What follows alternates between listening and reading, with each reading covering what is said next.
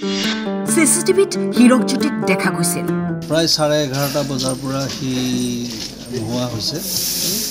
আমি বহুত চেষ্টা কৰিলোঁ। আমি ইয়াতে ভিডিঅ' ফুটেজ চালোঁ, CC কেমেৰা ফুটেজ চালোঁ।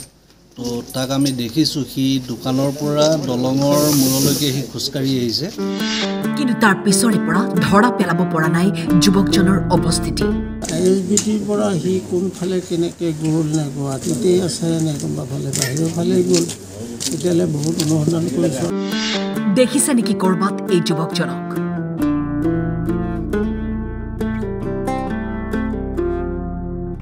চন্দ্ৰপুৰৰ পৰা ৰহস্যজনকভাৱে নিৰুদ্দেশ হৈ আছে হীৰকজ্যোতি শইকীয়া। 6 জানুৱাৰী ৰাতিপুৱাই দোকানলৈ ওলাই আহিছিল যুৱকজন। দোকানত সোমাই সেৱা কৰি 11 মান বজাত কৰ্মচাৰীক কৈছিল বন্ধুৱে মাতিছে।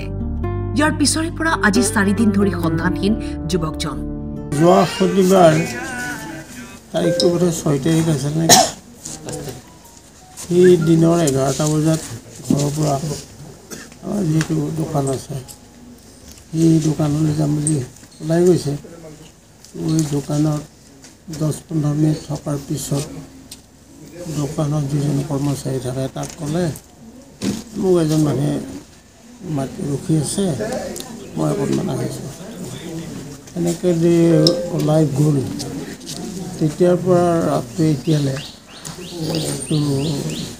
বিচাৰি পোৱা নাই। সৰু ল'ৰাটো মই দোকানতে আছোঁ। আমাৰ দুখন দোকান আছে, আমি তলৰ দোকানত আছে। সেই ওপৰৰ দোকানখনলৈ গৈ পাইছে সি প্ৰায় 11:15 মানত গৈ পাইছে। কৰ্মচাৰীজনে কোৱা মতে তাতে সি খুব বেছি 15 মিনিট সময় আছে। দোকানখনৰ চাৰিওফালে এবাৰ ঘূৰিছে, গৈ থাপনা ধাৱাও কৰিছে। তাৰপিছতে কৰ্মচাৰীজনক কৈছে মই অকণমান আহোঁচোন, মোক এজন মানুহে মাতিছে।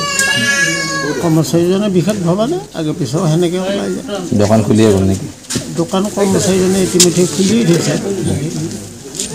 কৰ্মচাৰীজনে খুলি থৈছে। সি গৈ দোকানৰ চাৰিওফালে এপাক ঘূৰি কৰ্মচাৰীজনক ক'লে মোক এজন মানুহ ৰখি আছে, মই অলপ আহোঁ। ঠিক দলঙৰ মূৰতেই মৰিগাঁৱৰ ফালৰ পৰা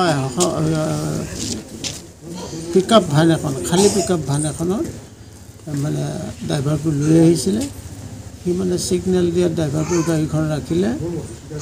ড্ৰাইভাৰজনে পিছত কোৱা মতে বা আমি টিভিৰ ফুটেজ সংগ্ৰহ কৰি পোৱা তথ্যমতে সেই গাড়ীখনত গৈ সি গুৱাহাটীৰ ফাটাচিল আমবাৰীত নামিছে। ড্ৰাইভাৰ কমতে তাতে নামিছে। নামি ড্ৰাইভাৰজনক বোলে ভাড়াও দিছে 50 টকা দি। ড্ৰাইভাৰজনে সুধিছে আপুনি ক'ত যাব?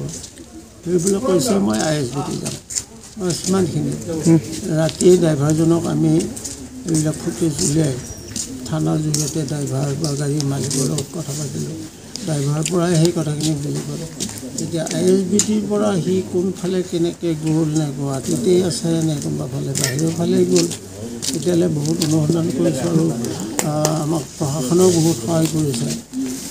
ACP আমাৰ ঘৰলৈ আহিছে। ACP আমাৰ গুৱাহাটীত যদি ফাটাচিল আমবাৰী তাতো তেওঁ ফুটেজবিলাক কালেকশ্যন কৰাত আমাক সহায় কৰি আছে।